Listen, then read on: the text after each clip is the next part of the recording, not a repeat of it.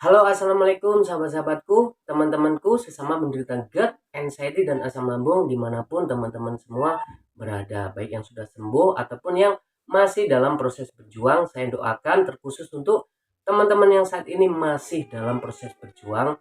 Ya, saya doakan semoga teman-teman semua itu lekas diberikan jalan kesembuhan. Nah, pada kesempatan kali ini teman-teman, saya kembali lagi menyapa teman-teman semua untuk membagikan pengalaman-pengalaman saya tentang tata cara saya dalam menghadapi penyakit GERD, anxiety, dan asam lambung ini. Nah, siapa tahu dari pengalaman yang saya bagikan itu ada sedikit yang bisa membantu teman-teman bangkit dari penyakit GERD, anxiety, dan asam lambung ini. Jadi pada kesempatan kali ini teman-teman, saya ingin membahas tentang tata cara pola pikir teman-teman. Ya, pola pikir itu pada penyakit GERD, anxiety, dan asam lambung ini adalah merupakan sebuah faktor yang paling berpengaruh di dalam proses kesembuhan penyakit GERD, anxiety, dan asam lambung ini. Kenapa seperti itu? Iya teman-teman, sebenarnya titik berat penyakit GERD, anxiety, dan asam lambung ini sebenarnya ada pada pikiran. Nah, pikiran yang bagaimana? Nah, jadi sebelum kita itu menerapkan tentang tata cara pola pikir teman-teman, kita harus lebih dulu memahami seluk-beluk dari pola pikir atau pikiran kita itu teman-teman. Jadi kita itu sebenarnya dianjurkan untuk membuat pikiran kita itu selalu dalam keadaan rileks, tidak tegang, tidak tertekan dengan suatu keadaan apapun. Jadi pada kesempatan kali ini yang ingin saya tekankan kepada teman-teman adalah, jadi sebenarnya begini teman-teman, pola pikir itu tidak selalu mengacu ke dalam apa ya, beban-beban kehidupan seperti beban dari segi finansial, dari segi hubungan keluarga, ataupun dari segi hal-hal yang lain yang kita ketahui bersama bahwasanya di dalam kehidupan itu selalu ada sebuah permasalahan. Nah, jadi yang ingin saya bahas atau ingin sampaikan kepada teman-teman itu sebenarnya teman-teman ya, beban pikiran atau yang kita disuruh untuk rileks itu sebenarnya bukanlah terhadap suatu hal-hal tersebut. Iya, memang pada awalnya kemungkinan besar pencetus penyakit GERD, anxiety, dan asam lambung itu adalah suatu beban-beban masalah dari kehidupan yang kita alami. Entah itu dari segi keluarga, keadaan keluarga, entah itu dari segi finansial, dan entah itu dari hubungan asmara, bisa aja itu terjadi kan. Nah, jadi pertama pencetusnya itu mungkin itu dari beban kerjaan juga kan. Tapi kemudian setelah teman-teman itu terpuruk ke dalam penyakit GERD, anxiety, dan asam lambung ini, jadi kadar stres ataupun yang menjadi beban di dalam pikiran teman-teman itu bertransisi teman-teman. Jadi ketika awalnya teman-teman itu terkena GERD itu mungkin karena suatu beban-beban masalah yang saya sebutkan tadi. Akan tetapi ketika teman-teman itu sudah jatuh terpuruk dalam penyakit GERD, anxiety, dan asam lambung, stres yang teman-teman rasakan ataupun tekanan yang teman-teman rasakan dalam pikiran teman-teman itu bertransisi. Jadi bukan lagi kepada beban-beban kehidupan yang saya sebutkan tadi, akan tetapi lebih ke kecemasan ataupun stres karena kepanikan teman-teman terhadap kesehatan teman-teman. Nah, itu yang harus teman-teman pahami. Kebanyakan teman-teman merasa bahwasanya teman-teman itu sudah tidak memikirkan suatu hal apapun. Nah, akan tetapi teman-teman itu tidak menyadari transisi transisi apa perubahan stres yang terjadi itu. Jadi ini yang perlu teman-teman pahami. Pertama teman-teman terkena itu mungkin karena sebuah stres tekanan kehidupan. Akan tetapi ketika teman-teman sudah masuk ke dalam penyakit GERD, anxiety, dan asam lambung ini, stres itu lebih kepada kepanikan teman-teman, kecemasan teman-teman terhadap kesehatan teman-teman. Nah, bagi teman-teman yang selalu saja mendiagnosa diri sendiri, menganggap bahwa teman-teman itu mempunyai penyakit-penyakit yang apa ya, yang parah ataupun yang intinya sesuatu kekhawatiran itulah yang menempatkan teman-teman itu pada kondisi stres yang luar biasa. Jadi stresnya itu bukan lagi tentang finansial, kehidupan, kerjaan ataupun keluarga, akan tetapi lebih ke cemas terhadap kesehatan teman-teman. Nah, itu yang harus teman-teman selesaikan, itu yang harus teman-teman netralisir, sehingga teman-teman itu bisa lebih rileks, tidak khawatir tentang kesehatan teman-teman.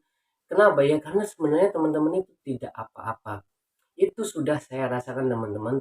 Kita itu sebenarnya tidak apa-apa, akan tetapi ini kekhawatiran kita terhadap kesehatan kita itu yang membuat kita itu tidak sembuh-sembuh. Kenapa? Karena kadar stres yang selalu meningkat di dalam pikiran kita itu akan membuat hormon-hormon yang ada di dalam tubuh kita itu memproduksi sebuah hormon bersifat jahat atau bersifat negatif, sehingga hormon itulah yang menguasai seluruh tubuh kita, dan tubuh kita pun akan merespon itu sebagai sebuah ancaman, sehingga sistem-sistem yang ada di dalam tubuh kita itu menjadi error teman-teman. Nah seperti itu, dan ketika itu berlangsung terus menerus, itulah yang membuat teman-teman itu susah untuk sembuh. Ya begitu memang teman-teman. Jadi sebenarnya pada awalnya tubuh kita itu bekerja dengan baik, karena hormon negatif itu diproduksi terlalu banyak dan menguasai tubuh kita, akhirnya masalah-masalah yang lain itu muncul, seperti mungkin meningkatnya kadar kadar kolesterol, meningkatnya kadar asam urat, meningkatnya tekanan darah, ataupun menurunnya jumlah HB. Nah itu semua itu terjadi karena diawali dari kadar stres kita itu teman-teman. Stres kita terhadap kecemasan kita terhadap kesehatan kita itu membuat produksi hormon yang bersifat jahat itu, dan itulah yang mengacaukan sistem yang ada di dalam tubuh kita teman-teman, dan itu harus teman-teman hindari.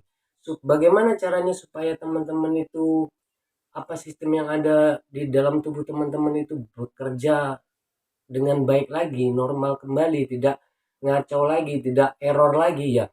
Teman-teman harus bagaimana caranya teman-teman itu merilekskan pikiran teman-teman supaya hormon yang bersifat jahat itu berhenti atau semakin berkurang produksinya, sehingga tidak mengganggu sistem-sistem yang ada di dalam tubuh teman-teman, sehingga tubuh teman-teman itu pun bekerja dengan normal kembali dan teman-teman bisa sembuh. Nah, pada kesempatan kali ini saya juga ingin memberitahukan kepada teman-teman bahwasanya pikiran ataupun kekhawatiran yang teman-teman rasakan itu semuanya itu tidak benar teman-teman.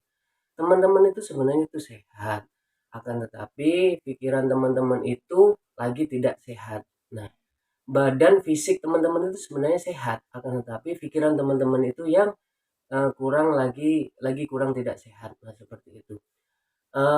Yang saya lakukan dulu itu teman-teman ya, ya saya berusaha untuk berpikir bahwa saya itu optimis, bahwa saya itu tidak apa-apa. Saya juga sudah periksa ke sana ke sini, sudah diberitahu dokter bahwasanya tidak ada masalah apapun, cuman ada masalah pada asam lambung. Nah itulah teman-teman, sebenarnya asam lambung itu tuh semua orang itu punya. Semua orang itu punya asam lambung teman-teman. Kenapa? Karena asam lambung itu pun sangat penting untuk proses pencernaan di dalam tubuh kita. Akan tetapi kadar stres yang terlalu berlebihan itu akan membuat produksi asam lambung yang semakin meningkat dan lebih banyak dari yang biasanya, dan itulah yang menimbulkan sensasi, dan sensasi itu akhirnya menimbulkan kepanikan, dan kepanikan itu akhirnya menimbulkan stres. Nah disinilah PR teman-teman. Teman-teman kurangi rasa paniknya, kurangi rasa cemasnya. Jadi berusaha teman-teman itu untuk berpikir bahwasanya teman-teman itu tidak apa-apa, teman-teman itu sehat. Anggaplah bahwa diri teman-teman itu sehat. Jadi lakukan aktivitas seperti sedia kala. Memang awalnya itu tidak mudah, tapi seiring berjalannya waktu, 1 minggu, 2 minggu, 1 bulan, teman-teman nanti akan terbiasa, dan tubuh teman-teman nanti akan menjadi kuat. Sebenarnya bukan tubuh teman-teman yang menjadi kuat, tapi pikiran teman-teman yang menjadi sehat. Kenapa? Karena sebenarnya sensasi-sensasi yang muncul itu sebenarnya itu tidak terlalu signifikan, tidak terlalu besar. Jadi sensasi yang muncul itu sebenarnya wajar, tapi dibesar-besarkan oleh pikiran kita. Nah, ketika kita sudah menjalani atau mencoba untuk mengamalkan pola pikir yang betul, di dalam 1 hari mungkin terasa berat, 2 hari, 1 minggu sudah mulai enak, 2 minggu, 1 bulan. Nah, itu pikiran kita akan terbiasa. Ketika nanti kita sudah terbiasa untuk berpikir ke arah hal yang positif, sensasi yang muncul itu tidak akan terasa, teman-teman. Iya, sebenarnya sensasi yang muncul itu dia itu terasa karena kita rasakan, karena kita pikirkan. Nah, seperti itulah yang ingin saya sampaikan kepada teman-teman.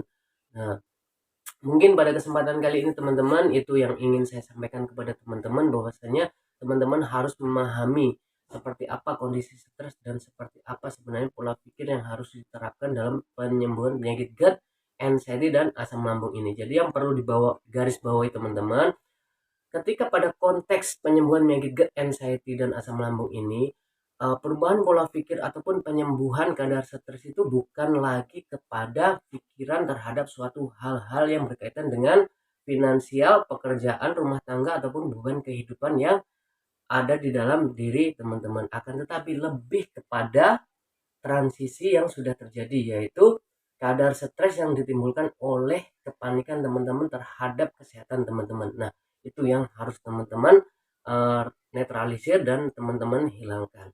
Insya Allah teman-teman jika sudah bisa melakukan hal itu, teman-teman akan sembuh, teman-teman akan kembali pulih seperti sedia kala. Memang tidak semudah saya berbicara, akan tetapi jika itu teman-teman laksanakan, 1 hari memang terasa berat, 2 hari, 1 minggu mulai terbiasa, 2 minggu, 1 bulan, dan teman-teman akan sehat kembali. Nah, itulah yang ingin saya sampaikan kepada teman-teman. Semoga teman-teman yang berjuang menghadapi penyakit GERD, anxiety, dan asam lambung ini lekas diberikan jalan kesembuhan. Next kesempatan saya akan kembali lagi membagikan video tentang tata cara saya dalam menghadapi penyakit GERD, anxiety, dan asam lambung ini. Dan pada kesempatan kali ini teman-teman, sekian dari saya. Assalamualaikum warahmatullahi wabarakatuh.